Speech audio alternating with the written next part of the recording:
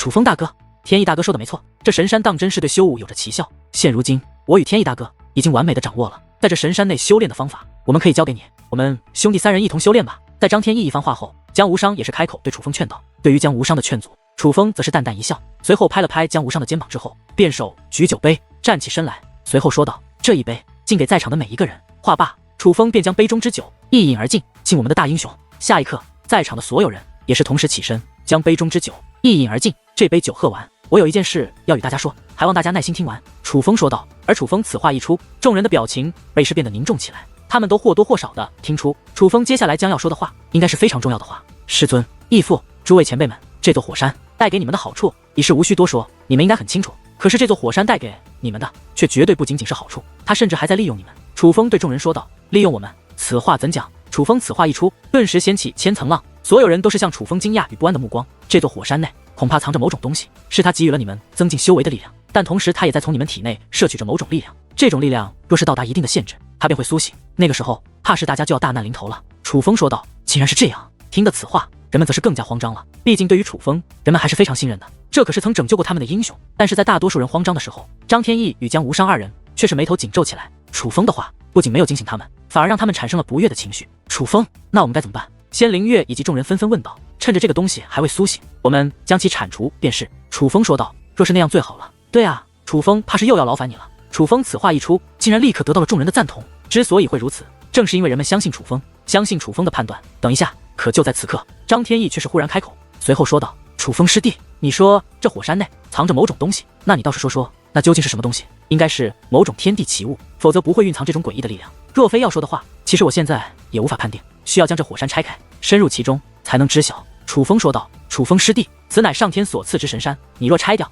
岂不是要得罪上天？张天意问道。看来张师兄并不相信我说的话。楚风说道。说实话，我的确不相信你所说之话，因为我在此修炼已有几年时间，并未发现你所说的所谓危险。他给予我的只是力量，他对我的帮助是极大的，宛如恩师一般。你现在说要毁神山，就如同杀我师尊，我怕是不能答应。张天意说道。楚风大哥，天意大哥说的没错，我们二人最先发现的此处，并且修炼已有几年时间，真的没有你所说的那种危险。况且不只是我一个人在此修炼，大家都在此修炼，都没有什么事啊。江无伤说道。好像的确没什么事，也没有感受到不好的气息。而江无伤此话一出，倒也是得到了不少人的认可。楚风啊，你会不会是想多了？这种情况下，开始有人问楚风，毕竟好不容易有了这个可以让他们修为快速增进的宝地，他们自然也不想就这样失去。我说了，他是在吸食你们的某种力量，准确来说，那并非是力量，而是你们体内一种东西。难道你们都没有发现，现在的你们已经不是当年的你们？贪婪之心极重。楚风问道。贪婪之心？我们只是想变得更强而已，这便是贪婪吗？好，就算这是贪婪，但我们若是贪婪，你也绝对贪婪。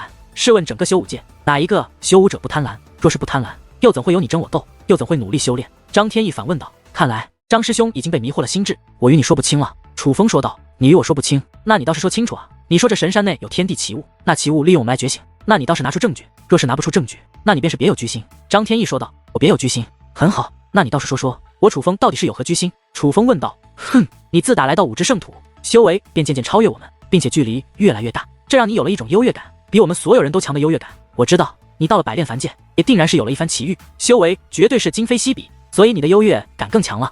只是当你回到五之圣土之后，却惊愕地发现，五之圣土竟然出现了一个修炼圣地，一座上天赐予的神山。我们凭借着神山，修为大涨，尤其是我和无伤弟弟，修为更是已达半祖巅峰，只差一点点就可以踏入那传说中的无祖境。并非我自大，但是我有这个自信。现在的你未必如我们二人，这让你的优越感瞬间丧失，这让你的自尊心受到了极大的挫败感。你很不平衡，为什么你进入百炼凡界，辛辛苦苦修炼那么久，结果却不如留在五之圣土的我们？所以你编造了谎言，想要毁掉这座神山，毁掉我们增进修为的源泉。张天意指着楚风大声说道。说这话的时候，他的声音中充满了对楚风的不满。而他此话说完，众人也都沉默了。他们都知道张天意所说的话很是过分，但是他们其实也开始怀疑楚风所说到底是真是假。万一张天意说的是对的呢？楚风真的只是编造谎言，为的就是毁掉他们增进修为的圣地呢？这种可能不是没有，毕竟楚风根本就拿不出这圣地内有怪物的证据。张师兄，我与你虽是师兄相称，可在我心里，我是敬重你为大哥的。我们共历过生死，我楚风是什么样的人，你不清楚吗？楚风对张天意问道。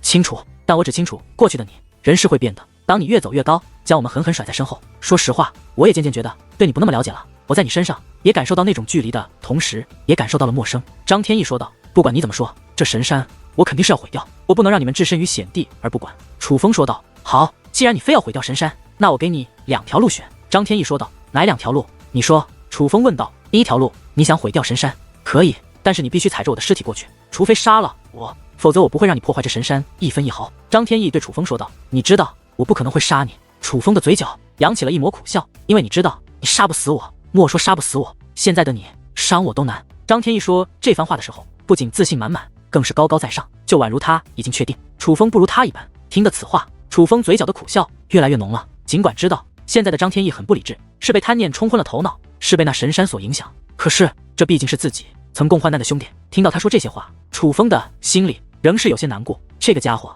太自大了吧，区区9品半祖的修为就觉得自己天下无敌了，不成？就这种货色，莫说到大千上界，就算前往百炼凡界，也有一大把人可以收拾他。楚风，好好教训一下他，把他给打醒，让他知道他是多么的弱小不堪。相比于楚风的难过，女王大人可就是非常的愤怒了，恨不得楚风立刻狠狠地教训他一番，让他清楚他和楚风的差距到底达到了什么地步。打不醒的，我也不可能因为这种事对他动手。楚风说道：“那怎么办？难道你就要受到侮辱与污蔑而不理会？你若不辩解，那他所说的岂不就成真的了？”女王大人问道。淡淡莫急，我自有办法。楚风说道。随后，楚风又对张天翼问道：“那我想知道第二条路是什么？”第二条路。话到此处，张天翼的脸上也是涌现出了一丝为难之色，但最终咬了咬牙，他还是说了，只不过他的语气却不再像先前那么重，相反，他的话语之中倒有着几分愧疚。楚风师弟，我希望你还是回到百炼凡界吧，这里已经不属于你了。至于这里的事，你也就不要管了。先不说这神山不是你所说的那样，就算真的是你所说的那样，那也是我们自己的选择，我们是死是活都与你无关。张天翼对楚风说道。父亲，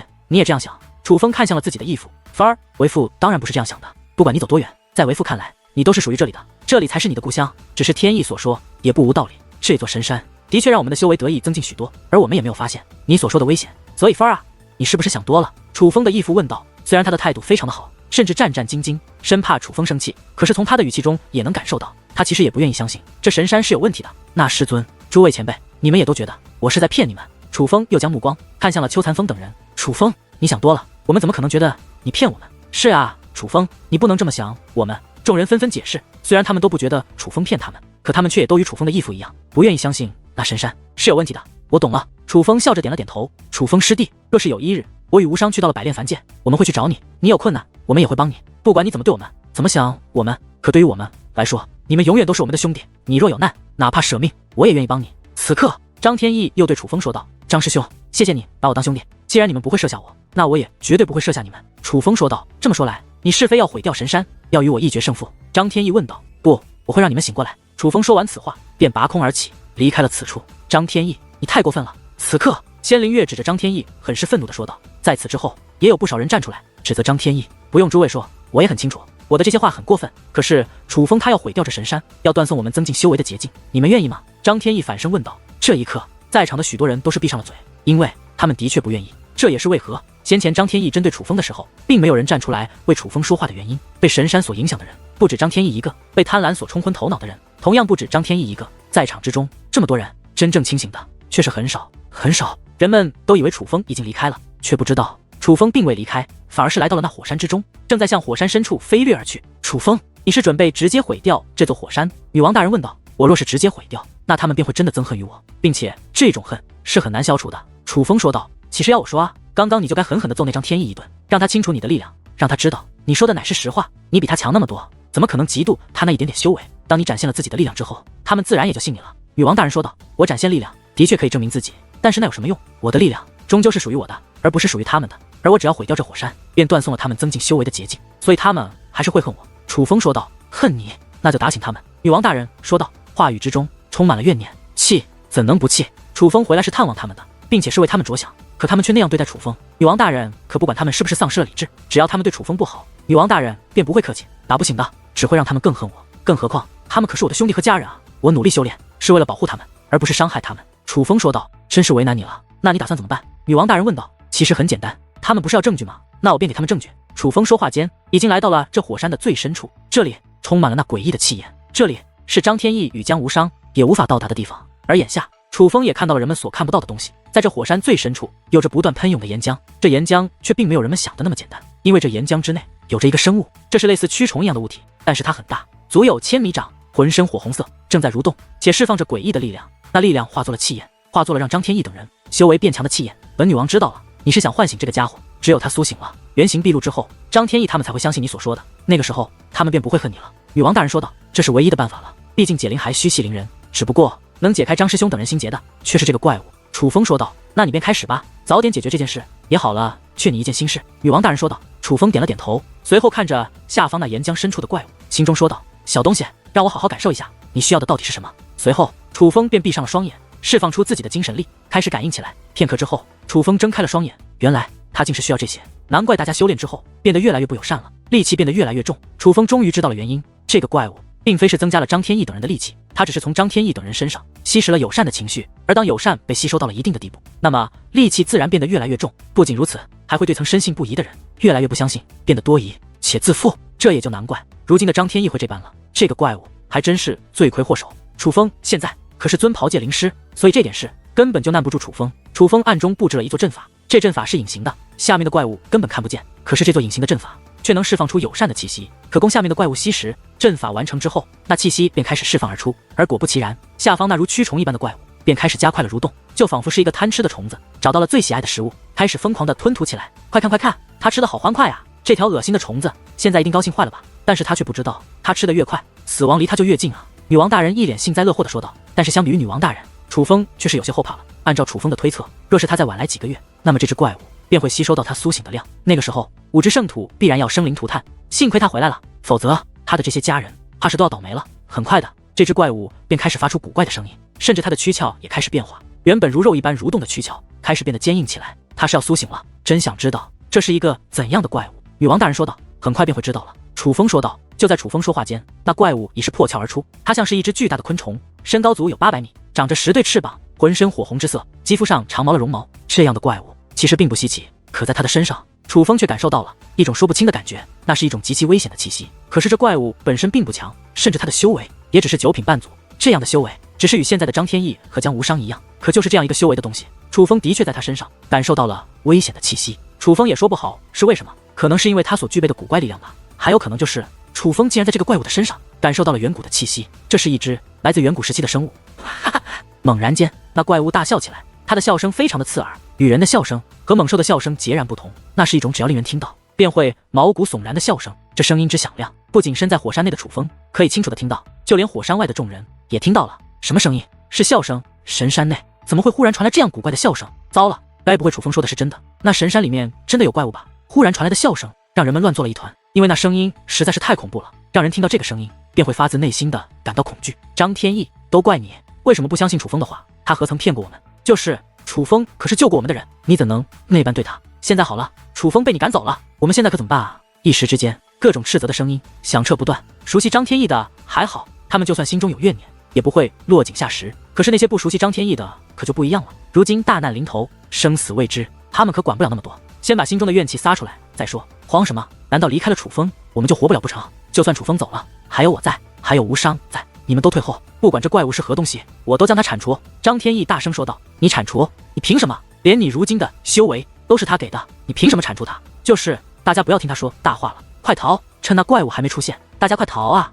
这一声快逃喊出之后，顿时惊醒了陷入恐慌中的众人。一时间，众人如同被惊吓的鸟群，开始拔空而起，四下而逃。一群愚蠢的生物，你们都要成为本王的盘中餐，一个都别想走！可就在众人逃窜之际，一道恐怖却又充满讽刺之意的声音却自那火山之中传来。当那声音传来之际，一股磅礴的威压也是自那火山之内传出，瞬息覆盖了这方天地。在场之中，除了张天翼与江无伤之外，所有人都被束缚住了，因为那威压乃是9品半祖，死定了！这下死定了！这一刻，人们真的是被吓坏了。明明是修炼多年的修武者，可是此刻竟然有人被吓得泣不成声，嚎啕大哭。他们都觉得自己死定了，因为连逃都逃不掉，便只能等死。可就在这时，张天翼却是放声大笑起来。他忽然之间所发出的笑声让众人所不解，明明已经大难临头，这张天翼不慌反笑，莫非是被吓傻了不成？还以为你多么撂点，搞了半天也只是9品半祖，就凭9品半祖的修为也想收拾我们？你可真是异想天开！张天翼大声说道。什么9品半祖？那怪物只是9品半祖吗？这样一来，我们岂不是有救了？听得张天翼这一番话，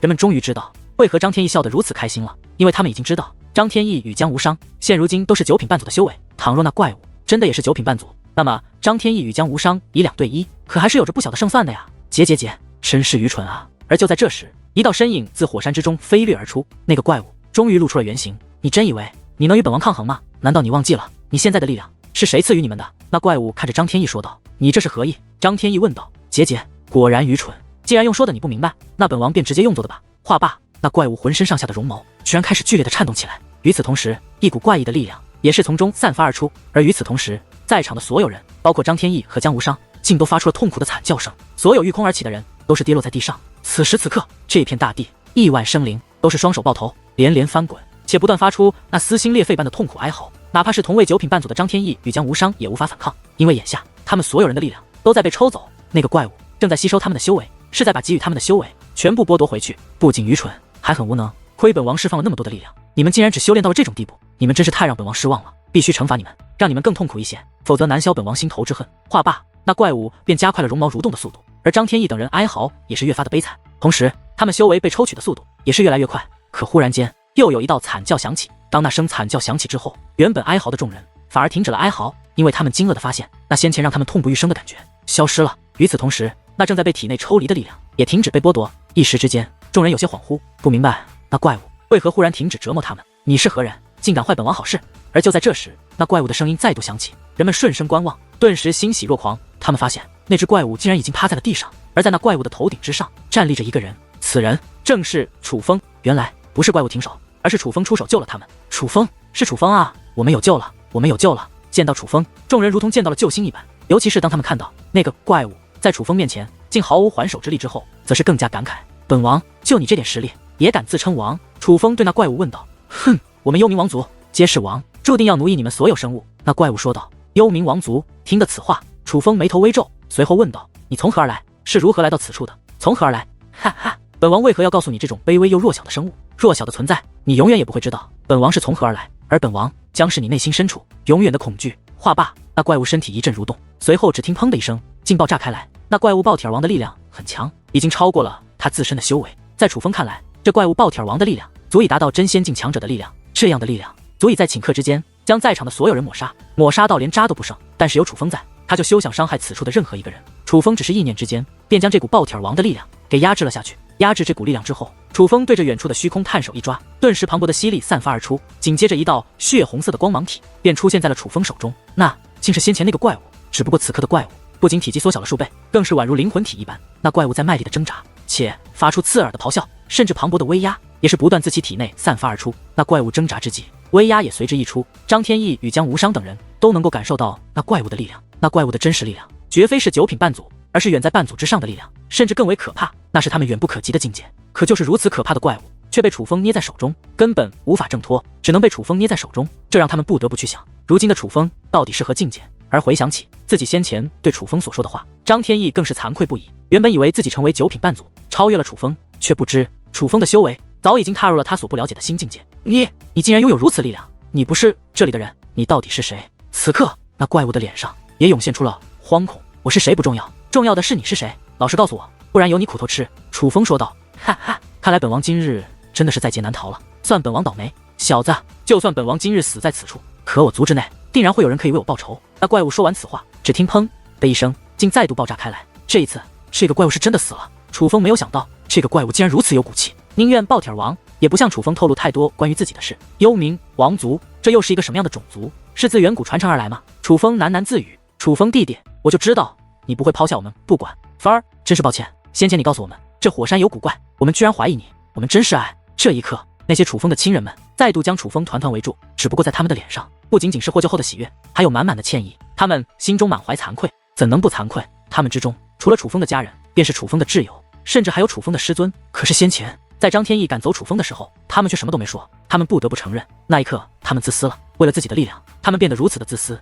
自私到现在想想自己都恨不得给自己2巴掌。楚风师弟，就在这时，又有一道声音响起，是张天翼。而当人们望向张天翼的时候，竟发现张天翼竟然跪在了地上。楚风师弟，你为我们而来，我却那样怪你，我不是人，我不配做你的师兄。张天翼说话之间便抡起胳膊，他是想掌自己耳光，只不过他那挥起的手掌还未落在自己的脸颊之上，他的动作便停了下来，并非是他自己停下来的，而是他被束缚住了。是楚风阻拦了他。张师兄，不必这样，快起来。楚风走到张天翼身边，将张天翼给搀扶了起来。楚风师弟，你打我吧，你狠狠地打我，你打我，我的心里反而会舒坦一点。我真是太混账了，先前居然对你说出了那种话，我居然怀疑自己最好的兄弟，我太不是人了，我简直该死。被楚风搀扶起来之后，张天翼甚是激动，他不仅满脸的悔恨，更是悔恨的泪如雨下。一个堂堂男儿竟然哭成了泪人儿。而就在这时，极为响亮的耳光声则是响起，是江无伤。一个不注意，江无伤竟然也跪在了地上，并且默不作声的直接扇起了自己耳光。无伤弟弟，给我起来！你这是做什么？见状，楚风赶忙束缚住江无伤，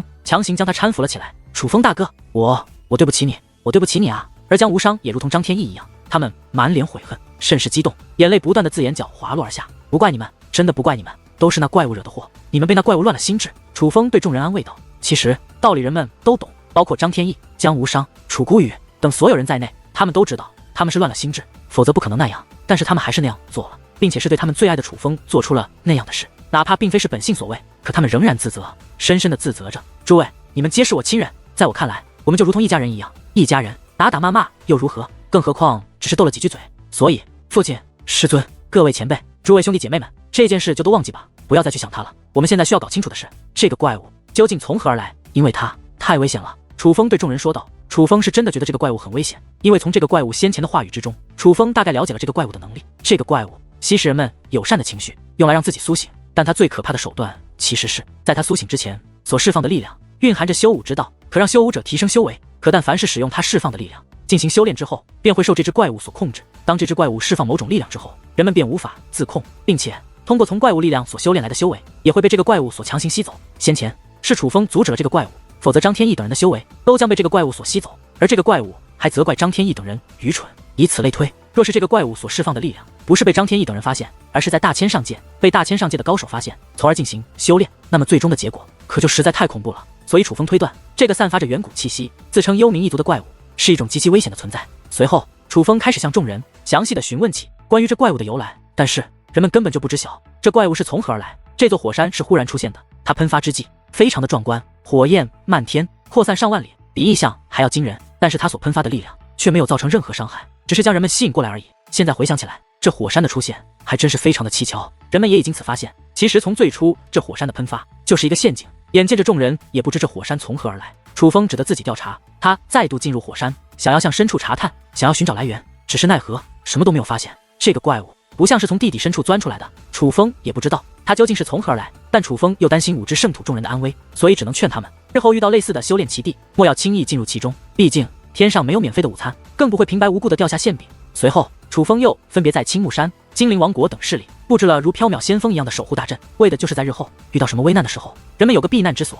虽然楚风也不能够保证自己所布下的阵法就能够挡下所有强敌，可至少楚风所布置的阵法要比这些势力自己布置的防御阵法要强得多。布置好防御阵法之后，楚风也终于得以落得清闲，他不再忙碌，而是好好的陪伴一下这些在祖武下界的家人们。其实楚风很喜欢和大家待在一起的日子，这里有他的义父、师尊、兄弟、朋友，太多太多的亲人了。楚风永远不会忘记这些曾帮助过他的人，不会忘记与这些日并肩同行、浴血奋战的日子。可楚风终究有重任在身，他不能久留于此，现在还不是他享受这安逸时光的时候，所以在短暂的逗留些时日后，楚风终究还是决定离开了。楚风将走，众人皆是来送，但在告别一番，楚风将要转身进入天路之际，张天翼却是忽然开口道：“楚风师弟，我有一个问题，还是想要问一下你，不知你方便告知否？”张师兄，有何问题？你问便是。楚风说道。楚风师弟，现如今的你到底是何修为？张天翼问道。张天翼此话一出，所有人都是眼前一亮。其实张天翼所问之话，也是大家想要知道的。而对于张天翼这个问题，楚风其实有些犹豫，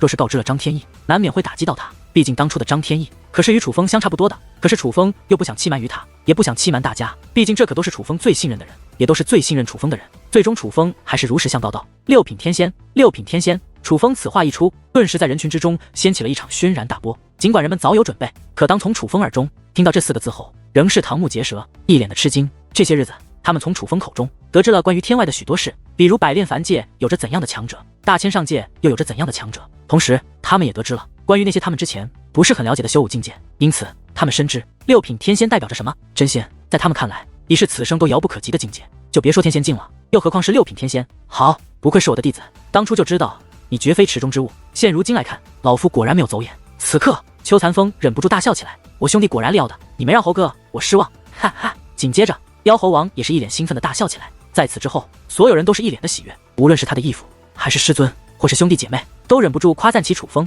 这里的许多人都曾看到过楚风弱小的时候，所以深知楚风能有今日，很是不易，同时也因楚风能有如今之成就而感到骄傲和自豪。只是此刻，张天翼却是一脸的惭愧，他不由得又想起了当日对楚风所说的那番话：区区9品半祖，竟大言不惭地说一个6品天仙不如自己，他此刻当真是羞愧难当。尤其是那9品半祖的修为，还是靠着那个怪物的赐予才换来的。若不是当日楚风及时出手杀了那怪物，那么他连如今这9品半祖的修为都保不住。他深深地认识到了与楚风的差距到底有多大。楚风已不再是当年那个少年，现如今的楚风已如苏醒的巨龙，一飞冲天，再也回不来了。张师兄，无伤弟弟，你们若是愿意，我可以带你们直接去大千上界，在那里有更好的修炼资源以及修炼环境。楚风说道。其实他是想帮助张天翼与江无伤，因为楚风知道在仙喵喵走后，他们两个可能是祖武下界最有潜力的人了，他们两个不该一直留在此处。楚风大哥，其实我与张师兄已经商量好了，虽然我们两个也想出去闯荡，可是思索一番后，我们觉得祖武下界更适合我们。江无伤说道。楚风师弟，的确是这样，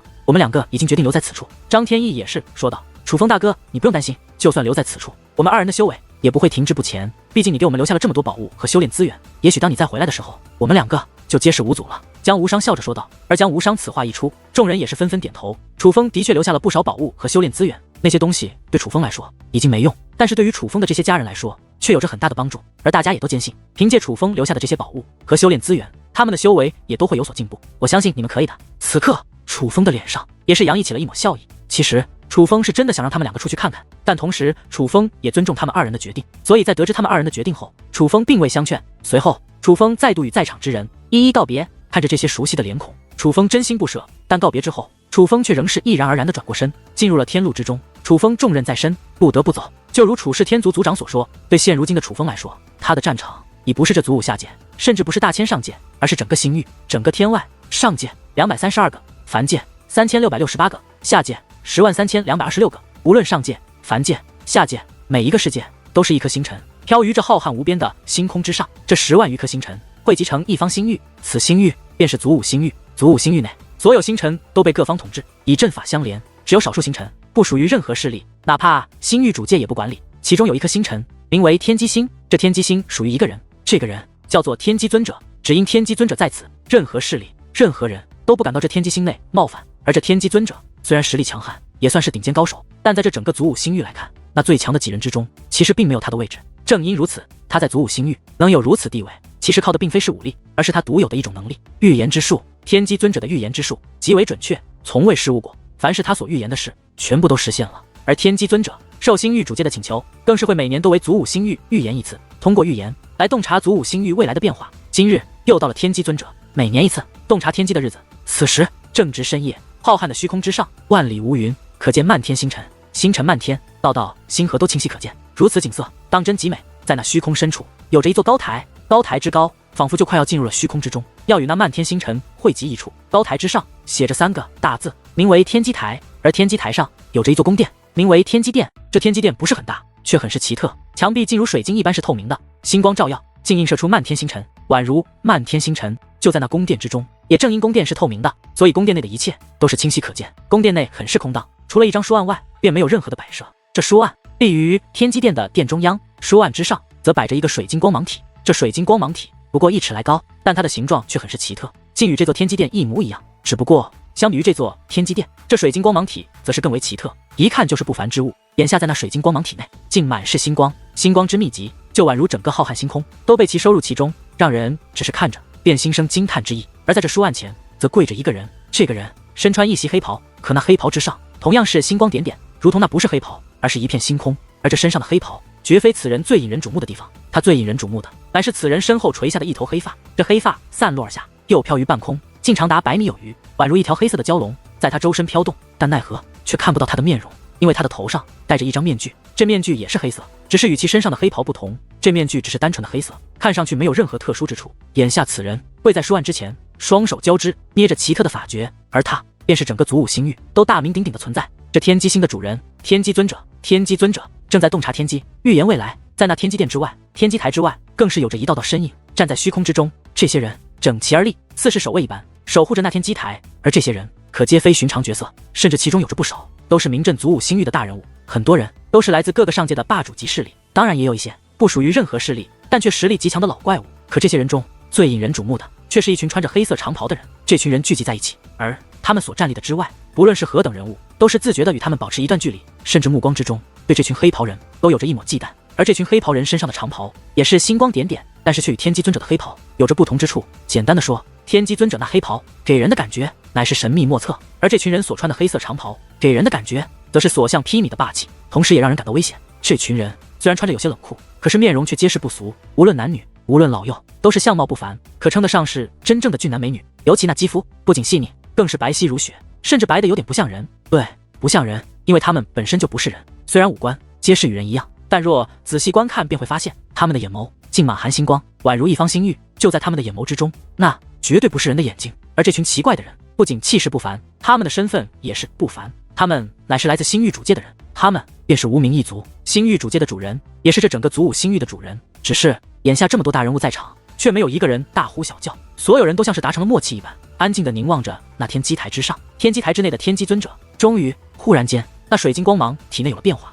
闪烁的星光开始消散，水晶光芒体内只剩下了漆黑的一片。紧接着，那黑色的力量也是消失，水晶光芒体看不出任何之处，就像是一个寻常的水晶体一样。而与此同时，天机尊者身上的黑袍竟也同样变得一片漆黑，先前的星光随之水晶光芒体内的星光一同消散了。这一刻，那漆黑的长袍倒是与其脸上的黑色面具显得更加般配了。见此一幕，人们变得有些激动，同时也有些不安。他们知道天机尊者的预言结束了，但没人知道天机尊者这一次所预言到的即将发生的事究竟是什么。因此，他们既期待又忌惮，不知道接下来的消息是好是坏。在众人期待目光的凝望之下，天机尊者也是睁开了双眼，且站起身来，走出那天机殿，来到了天机台上。来到天机台前，天机尊者虽未开口说话，可却抱拳对着天机台外的众人施以一礼：“天机大人，此次预言究竟何事？”此刻，星域主界的人中，一位年龄最长者忍不住开口追问。这个老者名为无名修一，实力很强，可以说是在场之中的最强者，而他在星域主界的地位也是非同小可。只是哪怕这样的强者，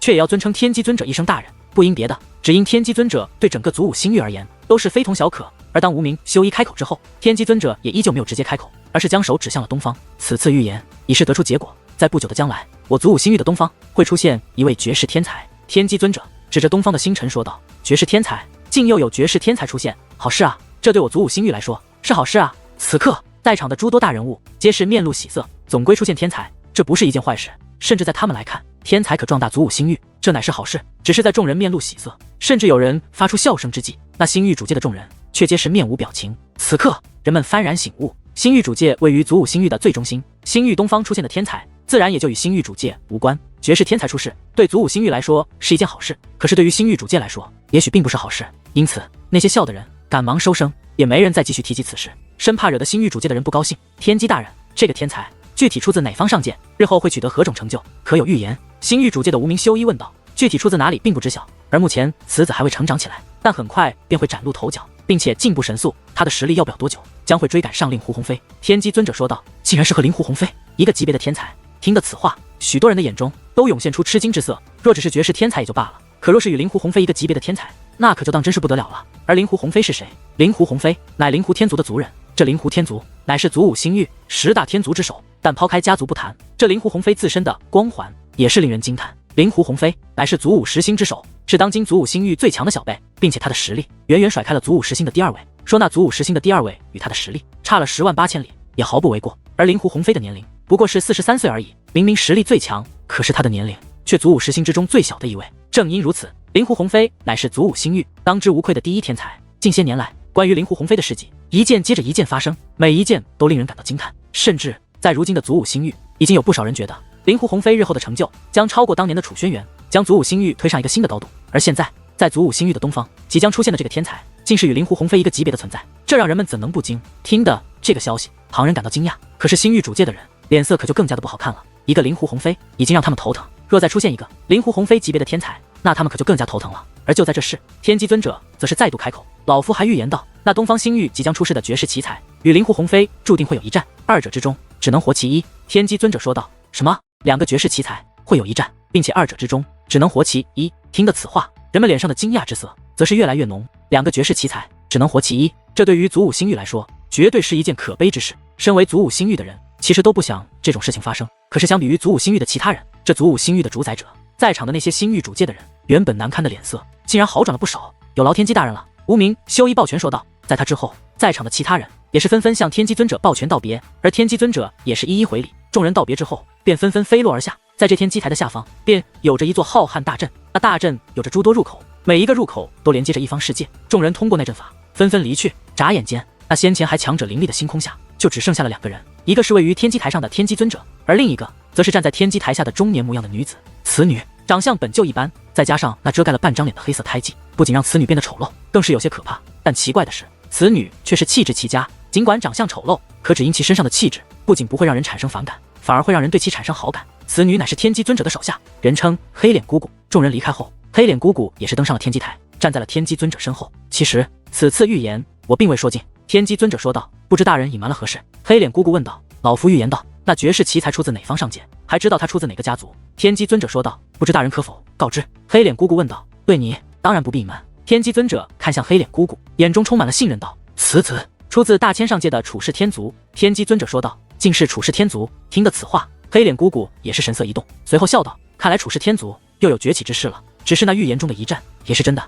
所以对于处世天族来说，未必是好事啊。”天机尊者感叹道，随后问道：“此次回来，可有圣虎与圣鹿2人的消息？”回禀大人，2位尊者大人已经找到了。黑脸姑姑说道。找到了。听得此话，天机尊者目露喜色，只是黑脸姑姑的话语之中有些犹豫，只是什么？如实说来。天机尊者追问道。2位尊者大人已经疯了。黑脸姑姑说道。疯了。听得此话，天机尊者那深邃的眼眸之中也是涌现出一抹深深的震惊。真的疯了，并且除了圣虎尊者与圣鹿尊者2位大人之外，还有一个人也疯了。黑脸姑姑说道。谁？天机尊者问道。蓝魔杀神。黑脸姑姑道。蓝魔杀神。听得此话，天机尊者的目光变得若有所思，低声道：“是在一起找到的，并不是在一起，但却都是在百炼凡界所寻。”黑脸姑姑说道。带回来了吗？天机尊者问道。属下已经带回来了。黑脸姑姑道。带我过去。天机尊者道。随后在黑脸姑姑的领路下，天机尊者进入了一个地宫之中，这里是天机星上的一座禁地，除了天机尊者外，便唯有黑脸姑姑知道如何进去。在这地宫之中，天机尊者见到了他熟悉的老友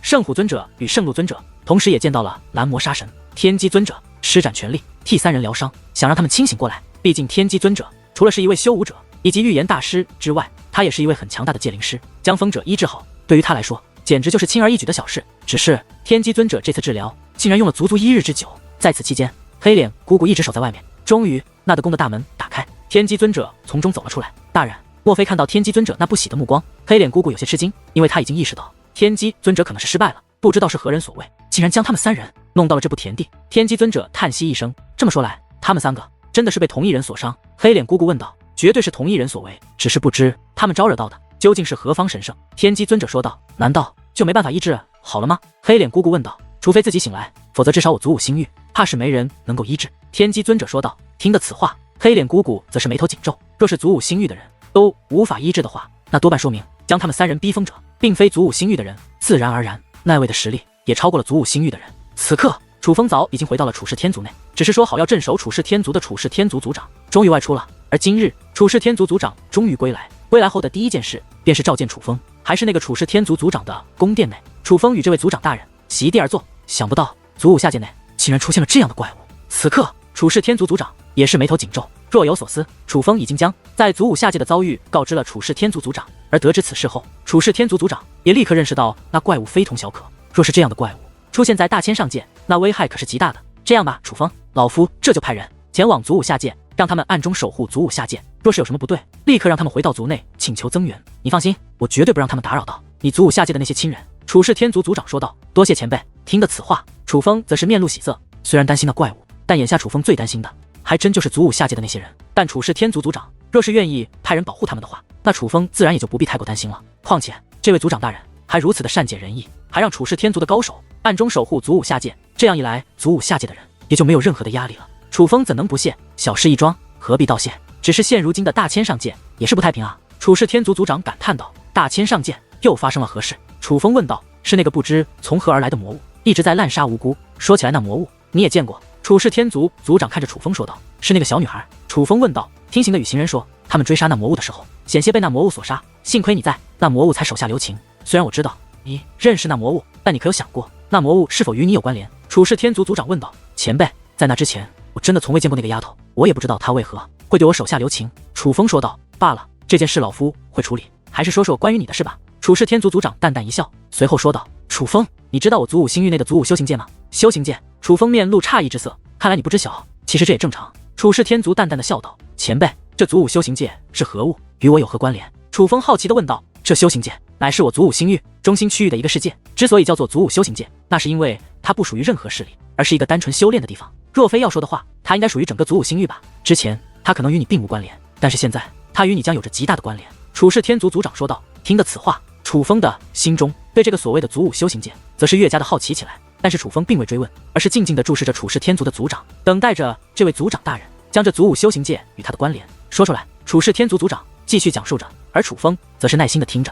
经过处世天族族长的讲述，楚风也终于对这个所谓的祖武修行界有了一个大概的了解。这个祖武修行界是一个专门用来修炼的世界，在这里面有着很多奇怪的修炼资源。正因为那些修炼资源的存在，祖武修行界成为了一个真正的修炼的世界，并且它自远古时期它便存在了。只要是年龄不超过300岁的生命体，都可以进入其中，无论是人族、妖族或者是什么。至于为何会是300岁这个年龄限制，却没人知晓。但不可否定的是，这祖武修行界的确是一处奇的，它被一座不受任何人掌控的大阵所覆盖，这大阵自动运转，你若身在其中，可以随时出来，但你要身在这祖武修行界之外，那么想要进去可就是一件难事了。这祖武修行界没有结界门，想要进入其中，只能依靠修行钥匙。只是这修行钥匙谁都打造不出来，哪怕祖武星域最强的界灵师也是不行。这是一把没有办法复制的钥匙，因为这修行钥匙是由祖武修行界内的阵法自动衍生而出。这修行钥匙每隔3年都会衍生出一部分，并且衍生而出的修行钥匙并非直接从祖武修行界的阵法之中出现，而是直接出现在各个上界，而这更是彰显出了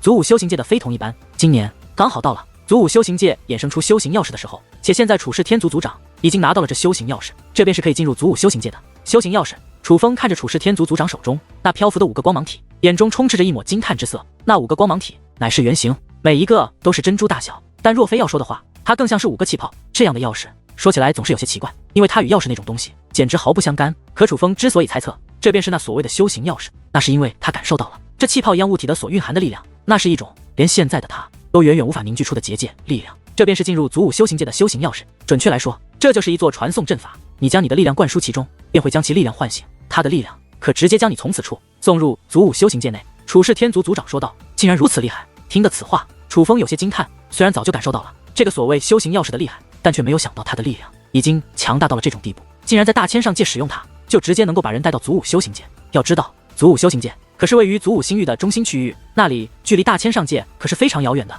遥远到超乎想象。这是远古时期遗留下的宝藏，的确非同凡响。但是祖武修行界内不仅蕴含着修炼的机遇，同时也蕴含着危险。楚风，你要知道，整个祖武星域除了星域主界的人从不进入祖武修行界修炼外，几乎每隔3年，各个上界的霸主势力都会有人进入其中进行修炼，并且进入其中修炼的人实力还很强横。而正因为各个势力之人进入其中，那祖武修行界内也被分成了5个区域：东域、西域、南域、北域以及主域。不同的区域拥有不同的修炼资源，毋庸置疑，主域的修炼资源最好，但是想要进入主域很难，甚至因为势力太多，哪怕在东南西北4域之中也很难获得好的资源，因为各方势力的族人会进行竞争，有竞争也就伴随着争斗。尽管祖武修行界内有着一种特殊的力量，可以保护众人，让每个人都不会死在里面，可不死却也代表着要承受折磨，甚至在祖武修行界内经常会有人被折磨到精神崩溃，从而导致疯癫。处世天族族长说道。这么说来，在那祖武修行界内就等于是祖武星域的一个缩影，只不过在其中进行修炼和争斗的乃是各方势力的小辈。楚风说道。的确如此。处世天族族长说道。那我处世天族在那祖武修行界内地位如何？楚风问道。我处世天族位于东域，现如今的地位。处世天族族长并未将话说完，虽然他不再继续说，可是他却苦笑地摇了摇头。他这样的举动已经告诉了楚风，现在处世天族在祖武修行界内到底如何。显然处世天族的族人在祖武修行界内的地位很不理想。楚风在祖武修行界内能够夺得主域者，便必然是祖武修行界内的最强者。虽然现在我处世天族在祖武修行界内很是不堪，但我处世天族曾在祖武修行界内称霸过2次，第一次是你的爷爷，第2次是你的父亲，而我希望你可以带领我处世天族再度进入祖武修行界的主域。处世天族的族长看着楚风说道，且在其眼中充斥着2种目光，不仅仅是期望，竟然还有着浓浓的自信。他是坚信楚风一定可以带领处世天族重新进入祖武修行界的主域。楚风感受到了处世天族族长的这份期望，于是抱拳说道。楚风定然竭尽全力将我处世天族重新带入那祖武修行界的主域，并将我处世天族的旗帜插在主域之上。楚风这一番话不仅铿锵有力，话语之中更是带着满满的情绪，那是他的决意。先不说他是处世天族族人，有这个义务和责任，单说他本身身为楚汉仙之孙，楚轩辕之子，楚风觉得他必须将处世天族重新带到那祖武修行界的主域之中，否则他便是辱没了自己爷爷与自己父亲的名声。